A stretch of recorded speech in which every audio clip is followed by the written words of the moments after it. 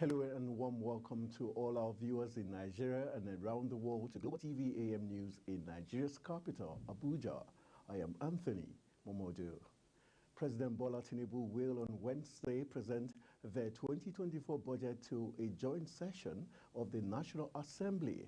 This was made known by the Secretary of Research and Information at the National Assembly, Ali Bade Omoro, in the National Assembly on Monday. He stated this while confirming the budget presentation to journalists and requesting a list of those to be allowed into the chamber.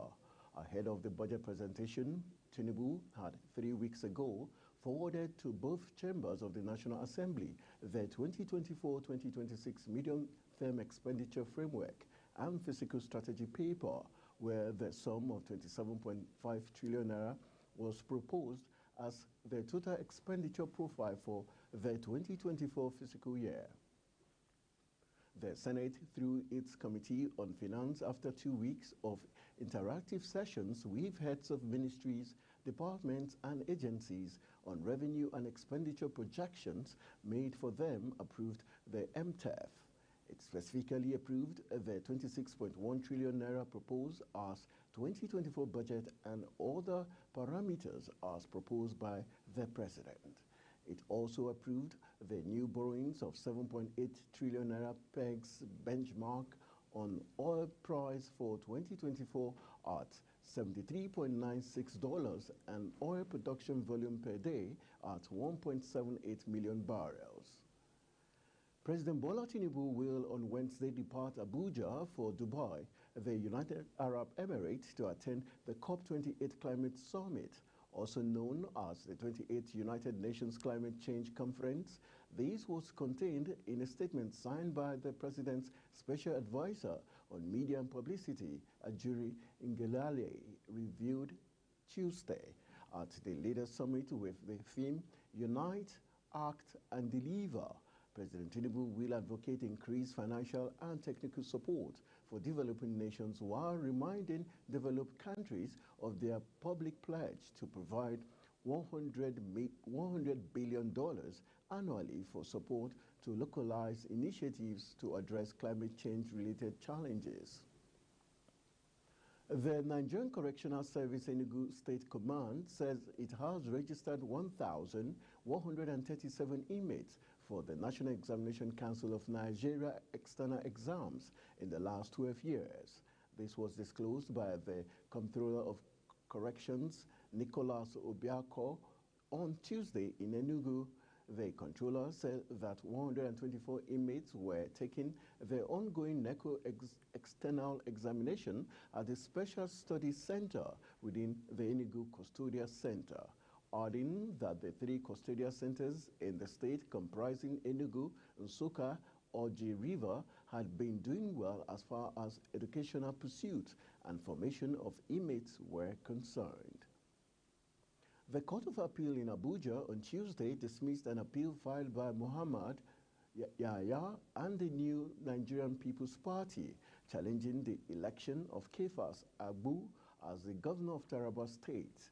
The appellate court described the appeal as being defective and declared Agbu of the People's Democratic Party (PDP) as the duly elected governor of the state. Delivering judgment on Tuesday, Justice Peter Afen faulted the appellants for transmitting an incomplete record of appeal, which cannot be heard. The tribunal led by G.A. Sumolu had dismissed their petition over their failure to prove the allegations made in their petition. And still talking court matters, the Court of Appeal Abuja Division has sacked the Deputy Speaker of the Bauchi State House of Assembly, Jamilu Barade, and also ordered a rerun in some polling units.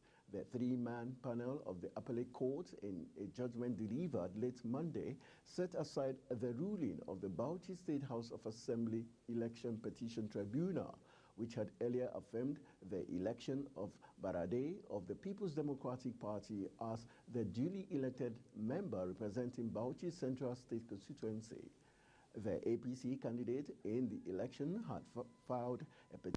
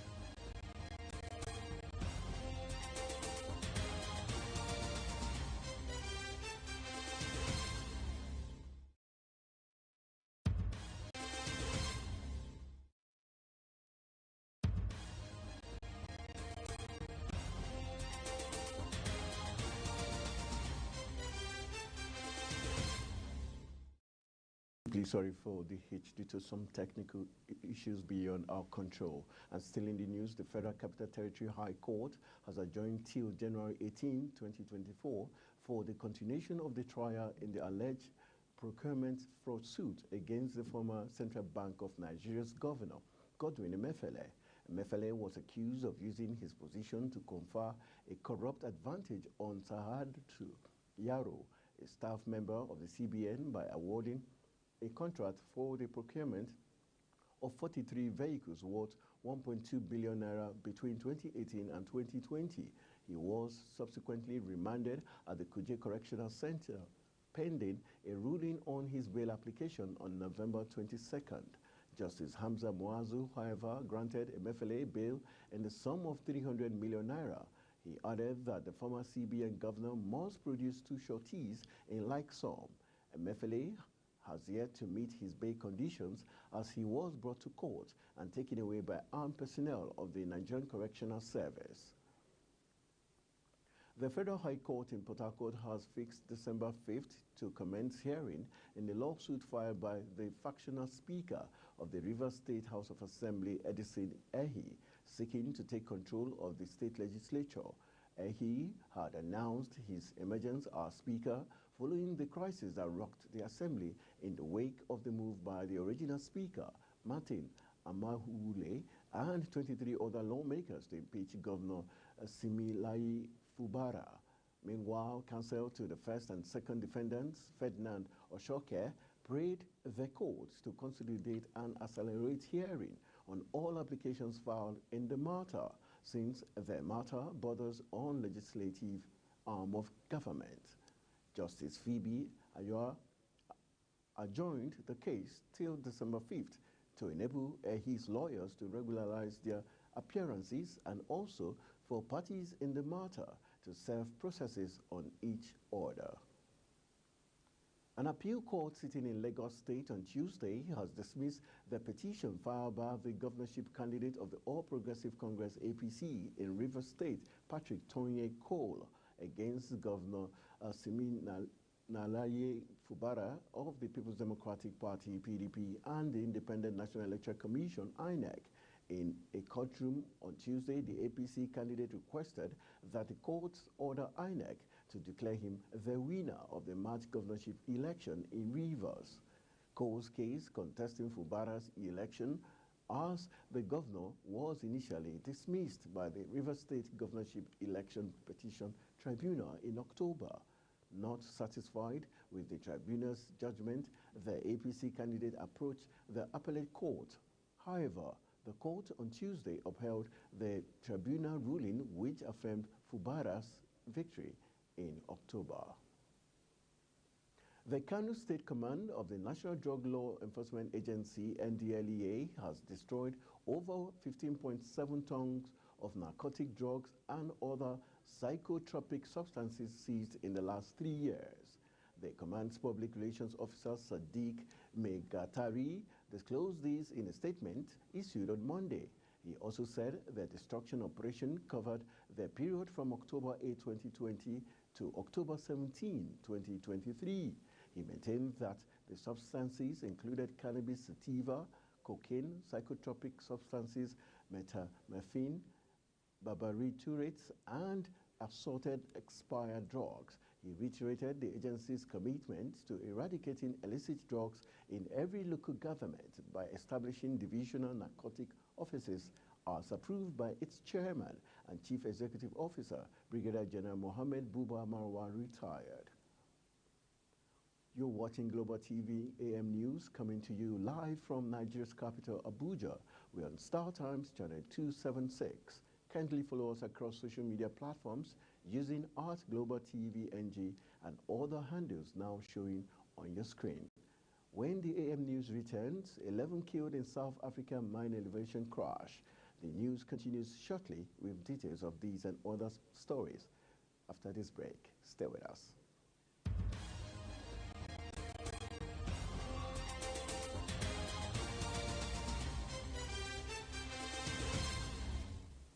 Welcome back from the break. The Minister of State Police Affairs, Imam Suleiman Ibrahim, has empowered no fewer than 500 women of Nasarawa State origin with grinding and sewing machines in order to cushion the effect of the fuel subsidy removal and to make them self-reliant. Speaking during the distribution on Tuesday in the Kefi local government area of the state, the minister said the gesture was in line with President Bola Tinubu's administration's desire to boost the small and medium-scale enterprises in the country. While urging the beneficiaries to make good use of the machines, Suleiman Ibrahim, who is also an indigene of the state, appealed to all residents to continue to give the needed support to the Tinubu administration to enable him to serve them better. The nation's capital, Abuja, is the host of a multi-stakeholder roundtable discourse on the collective responsibility for ensuring the safety of journalists in Nigeria. These stakeholders unanimously agree that journalists in the country do not receive the required support and protection deserved from the government and relevant state actors. Global Television correspondent tells us more. Leonard Ostergaard, resident representative, Frederick Stiff-Tongue, Nigeria, in his opening remarks expressed belief in the strides and contributions of the media in nation building, thus the need to protect journalists. On his part, the executive director of Media Rights Agenda, Edetan Ojo, says Nigeria has made zero progress on the safety of journalists despite local and foreign efforts to safeguard journalists. I think it's at a critical juncture where the safety and security of journalists demand our unwavering attention and collaborative action, not just in Nigeria but worldwide. We see an escalating situation of attacks against journalists in different parts of the country, and the numbers that we're seeing actually indicate that the number of journalists being attacked are on the rise. So the reason we're having this is to agree on a framework that can be used to address this problem. Edetan warned that if journalists don't feel safe and secure to do their work, the country will be worse for it. Other journalists also bear their minds on the challenges faced. If journalists do not feel safe and secure and therefore able to do their work, the country is going to be worse off for it. So if we can create an environment where journalists feel safe, where they feel secure, where they're not harassed or intimidated and they're able to do their work, then obviously citizens are going to be getting a lot more reliable and useful information. Attacks on journalists are quite problematic. The numbers are troublesome. The ones we even see that are reported, the ones we see online, is nothing compared to the ones that happen offline. It's also nothing compared to the ones that happen that are not reported or underreported. For fear of repercussion, for fear of retribution, some people do not even report. If anything happens to you in the line of duty, you are also supposed to let us know. Report such to the union, and we take it up as a union. One of the high points of the gathering was a presentation on press attacks via geopolitical zones, which shows that 20 to 30% of journalists killed happened in the southeast, with 84 attacks. From 1986 to 2023, we've been able to track and verify 1,034 journalists have been attacked over the years. And these attacks include physical attacks, unlawful imprisonment, slaps, fines, sanction, unlawful arrest, equipment damage, seizure, and even murder. And the women, attacks on women are not that reported. There are also some attacks that really don't get on the news, which will now behove on the victim to speak out. The multi-stakeholders posit that for the Nigerian government to meet her international commitment to treaties and parts to protect journalists in the country, the Nigerian government and relevant state actors must be deliberate in protecting journalists at all costs. Anthony Momodu in Abuja, Global Television News. The leadership of the Gender Mobile Initiative has raised concerns on female student sexual harassment in Nigeria's tertiary institutions. They provided gender-based reforms and urged the presidency to curb sex-for-grade harassment in school. They made the call today at a media briefing in Abuja. Global TV correspondent Subura Usman tells us more. The lead director of the Gender Mobile Initiative, Omaumi Ogunrotimi, said There's a need for the provision of a legal framework to combat the menace of female sexual harassment in tertiary institutions. She advocated for commitment from government and private institutions to solve this predicament while urging the president to be swift in signing the Sexual Harassment Prohibition in Tertiary Institutions Bill. Various initiatives have been set in motion by diverse actors to combat the scourge of sexual harassment. Notably, the Federal Ministry of Education's endorsement of a model sexual harassment policy, co-designed and validated by the Independent Corrupt Practices and Other Related Offences Commission, Gender Mobile Initiative, and higher education institutions In addition to this, a range of procedural and redressive measures has been implemented, including the design of a whistleblowing platform, legal reform advocacy, awareness campaigns, and preventative education initiatives. These collective efforts demonstrate significant potential for transformative change. However, a critical void persists, an urgent need for a comprehensive legal framework that provides statutory backing to criminalize sexual harassment in higher education institutions. The diverse coalition of stakeholders here today reaffirms its unwavering commitment to ending sexual harassment in Nigerian tertiary institutions. The director, Center for Gender Abuja, Gloria Ibukunle, said the entire university system, led by the Nigerian University Commission, must collaborate to eradicate the sexual harassment issues. She further condemned the act of sexual predation constituted against ladies in tertiary institutions. We shouldn't work in silos. The entire university system has to come together to address this problem. We shouldn't allow a few academic sexual predators, that's what I call them, sexual predators, to spoil the good image of Nigerian universities. We are better than that. The media briefing was conducted to sensitize the public on sexual harassment issues in Nigerian universities and to also urge the government to take drastic actions in solving these problems. Swabra Usman, Global Television News, Abuja. And moving to the foreign scene, an elevator carrying workers to the surface at a giant South African platinum mine plunged out of control, killing 11 and injuring 75. The mine operators said on Tuesday. Impala Platinum said the devastating accident happened on Monday at its Rustenburg mine, northwest of Johannesburg, as more than 80 employees were leaving a shaft at the end of their shift. The alert was raised shortly before 5 p.m. as the lift unexpectedly started descending. According to the company, rescue operations had been completed and all the 86 employees involved were accounted for. It added, Plaza said all operations at the mine were suspended on Tuesday as investigation into the accident went ahead. Hurricane force winds and snowfall have left 10 people dead and 23 people, including children, were injured in Ukraine, piling pressure on emergency services and energy grid already burdened by Russia's invasion.